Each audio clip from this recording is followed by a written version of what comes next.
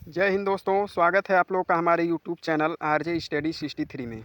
दोस्तों, आज हम बात करने वाले हैं रीजनिंग के 10 अति महत्वपूर्ण प्रश्न जो कि आगामी सभी परीक्षाओं के लिए अति महत्वपूर्ण हैं और यह रीजनिंग का पार्ट नंबर 3 है। इससे पहले अगर आप पार्ट वाइज वीडियो नहीं देखे हैं तो हमारे चैनल पर जाकर ज़रूर देख लें। तो चलिए वीडियो शुरू करते हैं। क्वेश्चन नंबर पहला पूछ रहा है, यदि इंग्लैंड को 12-34-526 से तथा फ्रांस को 78-52-91 से कूट संकेतित किया जाता है तो ग्रीस को इसी कूट में कैसे लिखा जाएगा।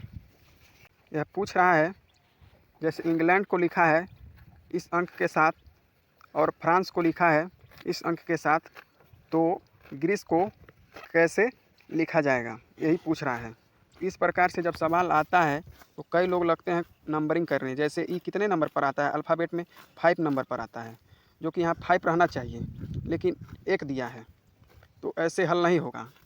इसके लिए हम देखेंगे ग्रीस में कौन कौन अक्षर मिलकर बना है, जो कि जी और REECE मिलकर बना है। तो हम देख लेंगे, जी भी दे दिया है इंग्लैंड में, और आर भी दिया है, और ई भी दिया है, और सी भी दिया है। तो इसको अब इसका कोडिंग कर देंगे। जैसे जी का कोडिंग यहाँ पर है, देख लेंगे। जी का कोडिंग 3 है तो 3 लिख देंगे, और आर का देख लेंगे, आर का 8 दे दिया है तो 8 लिख देंगे, और ई का यहाँ पर दे दिया है 1 लिख देंगे। ई का तो निकाले ही हैं, फिर डबल 1 हो जाएगा, और सी का निकाल लेंगे। सी का जो कि 9 दिया है, और ई का तो 1 ही दिया है। तो अब देखेंगे 38 11 91 किस में दिया है, ऑप्शन नंबर ए में दिया है 38 11 91, जो कि ऑप्शन नंबर ए इसका राइट आंसर हो जाएगा। दूसरा क्वेश्चन वेन डायग्राम से पूछ रहा है नीचे दिए गए प्रश्न में सही वेन आरेख बताएं, और दे दिया है पृथ्वी, बृहस्पति और सौरमंडल। इसका वेन डायग्राम किस प्रकार बनेगा, यही पूछ रहा है। तो हम लोग जानते हैं सौरमंडल जो कि ब्रह्मांड, इसके अंदर ही ग्रह आते हैं, और यह दोनों ग्रह हैं, वो भी अलग अलग ग्रह हैं। तो यह पृथ्वी एक ग्रह है और बृहस्पति एक अलग ग्रह है।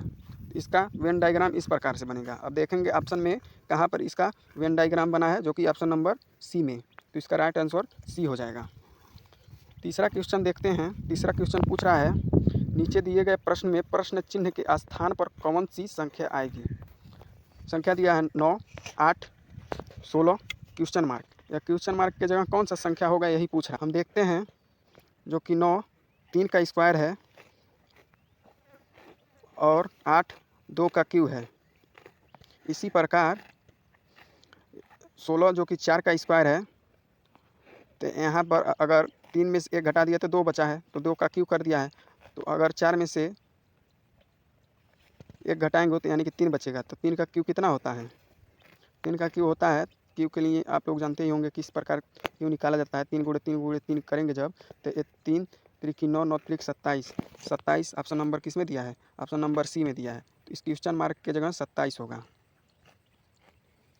चौथा क्वेश्चन देखते हैं। चौथा क्वेश्चन पूछ रहा है, दिए गए विकल्पों में से लुप्त संख्या ज्ञात कीजिए। यह लुप्त संख्या दे दिया है, यही पूछ रहा है कि इसके जगह कौन सा संख्या होगा। जैसे 2 और 3 और 4 को क्या किया है, जैसे 29 हो गया है। इसी प्रकार 8 और 9 और 10 को क्या करा है, जैसे 245 हो गया है। इसी प्रकार यहाँ पर करना है, तो इस क्वेश्चन मार्क की जगह कौन सा अंक होगा। इसको हल करते हैं मात्र 2 सेकंड में। हम अगर देखते हैं 2 का स्क्वायर निकाल देंगे, जो कि 2 का स्क्वायर 4 होता है, और 3 का स्क्वायर निकालेंगे जो कि 9 होता है, और 4 का स्क्वायर निकालेंगे जो कि 16 होता है, और इन सबको आपस में जब जोड़ देंगे तो 29 होगा, जो कि यहाँ पर दिया है। इसी प्रकार अब 8 का स्क्वायर निकालेंगे तो होगा 64, और 9 का स्क्वायर निकालेंगे तो होगा 81, और 10 का स्क्वायर 100 होता है। इन सबको जब जोड़ देंगे आपस में तो 245 होगा, जो कि यहाँ पर दिया है। इसी प्रकार अगर हम 25 का स्क्वायर निकालेंगे, 5 का स्क्वायर निकालेंगे जो कि 25 हो जाएगा, और 6 का स्क्वायर निकालेंगे तो 36 हो जाएगा, 36। अब आपस में इन दोनों को जब जोड़ेंगे तो 61 होगा, लेकिन तो यहाँ पर 110 दिया है, तो अगर यहाँ पर किसका होगा तो इसको अगर हम 61 को 110 में से घटा देंगे 61 को तो बचेगा 49 बचेगा। हम लोग 49 जानते ही हैं, ये 7 का स्क्वायर है। क्वेश्चन मार्क के जगह 7 होगा। 7 का स्क्वायर 49 होता है। 49 और 25 और 36 जब जोड़ेंगे तो 110 होगा। तो इसका आंसर ए हो जाएगा। 5वां क्वेश्चन देखते हैं। यदि ए बी से लंबा है, बी सी से लंबा है, डी ए से लंबा है, ई सी से छोटी है, तो इनमें सबसे छोटा कौन है? इस प्रकार से जब सवाल आए तो इसको इस तरह हल किया जाता है। जैसे बोला है ए बी से लंबा है, ए जो है बी से लंबा है तो बी के ऊपर रख दीजिए ए, जैसे ए लंबा हो गया। और बी सी से लंबा है तो बी अगर सी से लंबा है तो सी के ऊपर बी रहेगा। और डी ए से लंबा है, डी जो है ए से लंबा है तो इसके ऊपर डी रहेगा। और ई सी से छोटी है, सी से जब छोटी है तो सी के नीचे रहेगा। अब सबसे बड़ा डी हो गया और सबसे छोटा ई हो गया। अगर बीच का पूछता तो बी हो जाता, बीच में जो कि बी है, अगर बीच वाला पूछता तो बी हो जाता, लेकिन पूछ रहा है सबसे छोटा कितना है? ई, जो कि ऑप्शन नंबर सी इसका हो जाएगा राइट आंसर। 6वां क्वेश्चन देखते हैं। 6वां क्वेश्चन में पूछ रहा है दिए गए विकल्पों में से कौन सा विकल्प शब्दकोश के क्रम के अनुसार है? एक क्रम के अनुसार में पूछ रहा है, जैसे दिया है लिटिल, दूसरा में दिया है लिटेरी, तीसरा में दिया है लाइव और चौथे में दिया है लीडर। यह पूछ रहा है शब्दकोश। शब्दकोश का मतलब क्या होता है सबसे पहले यह समझिए आप लोग। जैसे एक बात क्या आता है, बी आता है, और बी के बाद क्या आता है, सी आता है, यही शब्दकोश है। अब सी के बाद क्या आएगा, डी आएगा, तो यही पूछ रहा है।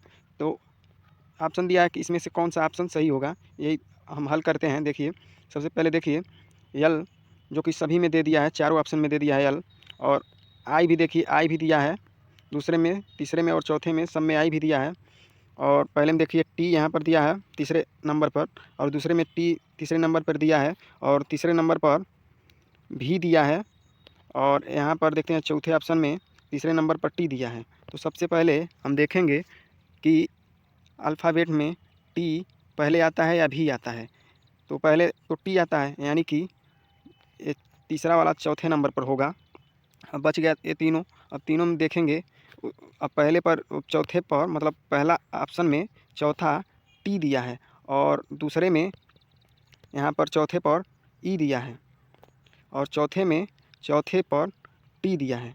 तो सबसे पहले टी आता है या ई आता है, तो हम लोग जानते ही हैं ई आता है, तो दूसरा पहले पर आ जाएगा।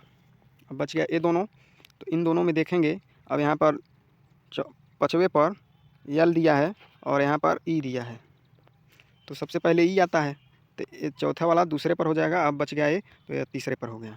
तो पहले पर यह पहला है जो कि यहाँ पर ऑप्शन 2 लिखेंगे, फिर दूसरा है जो कि यहाँ पर चौथा पे 4 लिखेंगे, और तीसरा पर 1 लिखेंगे जो कि यहाँ पर है तीसरा, इसका ऑप्शन 1 है, और चौथे पर जो है जो कि 3 है, यहाँ 3 लिखेंगे। अब 2, 4, 1, 3 किस ऑप्शन में है देखेंगे, जो कि 2, 4, 1, 3 किस ऑप्शन में है, जो कि ऑप्शन नंबर ए में दिया है। तो इसका राइट आंसर ए हो जाएगा। 7वां क्वेश्चन देखते हैं। 7वां क्वेश्चन में पूछ रहा है संबंधित आकृति चुनिए। यह आकृति दे दिया है तीनों, और पूछ रहा है कि इस क्वेश्चन मार्क के जगह कौन सा आकृति आएगा। तो इसको हल करेंगे, जो कि देखेंगे पहले आकृति जो कि पहले ऑप्शन पे दिया है जो कि त्रिभुज बनाया है, और दूसरे नंबर पर जो बना है जो कि वर्ग बना है, और तीसरे पर त्रिभुज बना है। तो अगर देखेंगे त्रिभुज बनाया है यहाँ पर, तो यहाँ पर भी त्रिभुज बनाया है। तो अगर यहाँ वर्ग बना है तो यहाँ पर वर्ग तो होगा, लेकिन ये जो कोण बनाया है इस त्रिभुज के अंदर कोण बना है, और इस त्रिभुज के बाहर कोण बना है। तो अगर यह वर्ग है तो इसके बाहर बना है सभी कोण, तो इसके अंदर बनेगा। तो इस तरह का ऑप्शन किस में दिया है, जो कि ऑप्शन नंबर डी में दिया है। तो आशा करते हैं आप लोग समझ गए होंगे। 8वां क्वेश्चन देखते हैं। 8वां क्वेश्चन में पूछ रहा है नीचे दी गई आकृति की दर्पण छवि क्या है। यह दर्पण छवि पूछ रहा है। जैसे यह दर्पण खड़ा किया है और इसका छवि कैसे बनेगा, जैसे एम, एस और क्यू को पूछ रहा है कि इसका दर्पण छवि कैसे बनेगा। तो अगर देखेंगे ऑप्शन में जो कि एम एम का अगर दर्पण छवि बनाएंगे तो एम तो डब्लू नहीं होगा, इन दोनों में गलत हो जाएगा क्योंकि यहाँ डब्लू बना दिया है, एम डब्लू कभी भी नहीं हो सकता। और बच गया, और ए और बी डी बच गया। तो इस ऑप्शन में देखेंगे जो कि यम पहले नंबर पर है, अगर दर्पण में खड़ा करेंगे तो यम ही रहेगा। और यश को अगर दर्पण में खड़ा करेंगे तो ऐसे दिखेगा। और क्यू को देखेंगे जो कि इस तरह बनेगा। तो यहाँ पर यम सेम तरह बन गया है, फिर यश और क्यू भी उसी तरह बना है। ये भी ऑप्शन गलत हो गया। ऑप्शन नंबर डी इसका राइट आंसर होगा। 9वां क्वेश्चन देखते हैं। 9वां क्वेश्चन में पूछ रहा है, इस श्रृंखला में क्वेश्चन के स्थान पर क्या आएगा। यह क्वेश्चन मार्क है, यही पूछ रहा है कि क्या आएगा। जैसे श्रृंखला दिया है 24, 60, 120, 210, क्वेश्चन मार्क 504। पूछ रहा है कि इस क्वेश्चन मार्क के जगह कौन सा अंक होगा। तो अगर हम जानते हैं कि यह 24 है, जो कि 3 का अगर क्यू करेंगे तो 27 होगा। और 27 में से अगर यही 3 माइनस कर देंगे तो 24 बचेगा, जो कि यहाँ पर दिया है। इसी प्रकार यह 4 का क्यू करेंगे तो 4 का क्यू कितना होता है, 4 का क्यू होता है 64। और 64 में से अगर यही 4 जो स्क्वायर किए हैं, क्यू किए हैं, यही माइनस कर देंगे तो बचेगा 60, जो कि 60 यहाँ पर दिया है।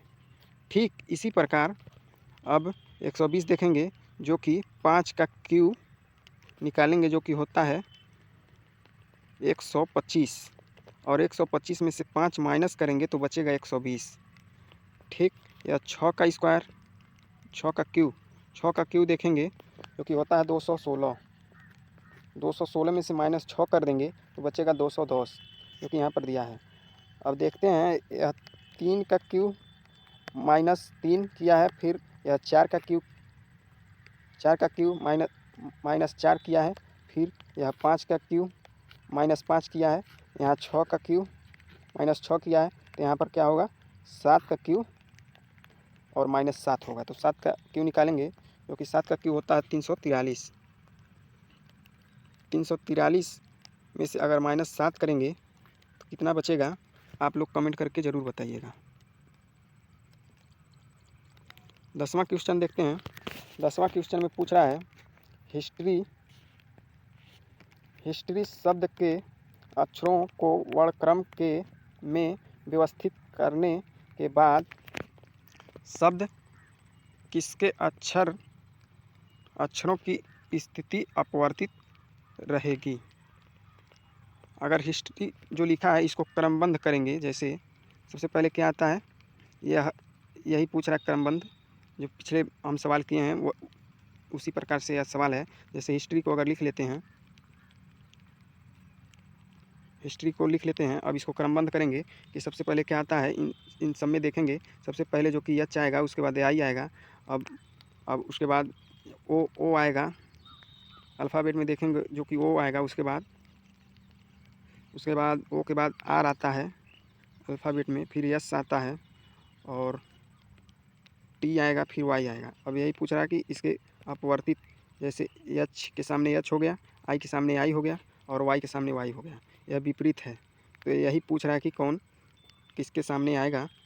तो 1, 2, 3, जो कि होगा ऑप्शन नंबर सी इसका राइट आंसर होगा।